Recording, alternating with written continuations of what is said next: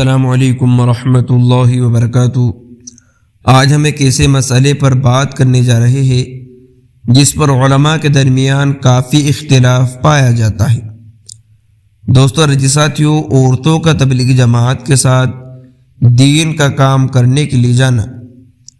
سب سے پہلے یہ سمجھ لے کہ تبلیغ دین مرد ہو یا عورت سب کی ذمہ داری ہے۔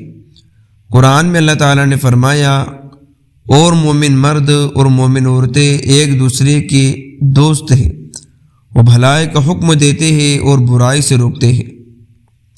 لیکن اختلاف اس بات پر ہے کہ عورتیں کسی انداز اور کسی دائرے میں تبلیغ کر سکتی ہیں۔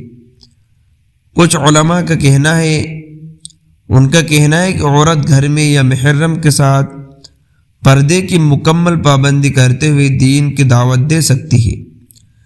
نبی کریم صلی اللہ علیہ وسلم کے زمانے میں عورتیں مسجد میں آتی تھیں، لیکن باہر جا کر محلے با محلے یا گاؤں گاؤں تبلیغ کرنے کا کوئی ثبوت نہیں ملتا۔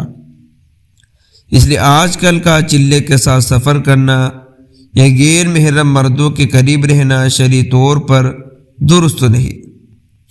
کچھ دوسرے علماء کا کہنا ہے کہ ان کے نزدیک اگر عورت مکمل پردہ کرے، محرم کے ساتھ ہو اور ماحول شریعت کے مطابق ہو تو باہر جا کر بھی دین کا کام کر سکتی ہے۔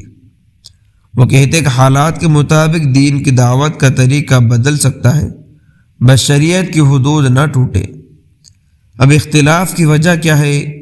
یہ اختلاف اس لیے ہے کہ ایک گروہ اصل سنت اور صحابہ اکرام کے دور کی مثال کو بنیاد بنا کر بات کرتا ہے، دوسرا گروہ موجودہ حالات و دینی ضرورت کو دیکھ کر اجازت دیتا ہے۔ اصل بات یہ ہے کہ دین میں ہر قدم دلیل کے ساتھ ہو، نہ کسی کو بلا دلیل روکنا چاہیے، نہ بلا دلیل اجازت دینی چاہیے۔ سب سے ضروری عورت کی عزت، پردہ اور حفاظت کا مکمل خیال رکھا جائے۔ اللہ میں اختلاف کو لڑائی نہیں بلکہ علم کے ذریعے سمجھنے کی توفیق عطا فرمائے، اور اللہ رب العزت ہمیں صحیح سمجھ عطا فرمائی۔ آپ لوگوں کی کیا رائے ہے کمنٹ کر کے ضرور بتائیے۔ ملتے ہیں نیکسٹ ویڈیو میں۔ السلام علیکم۔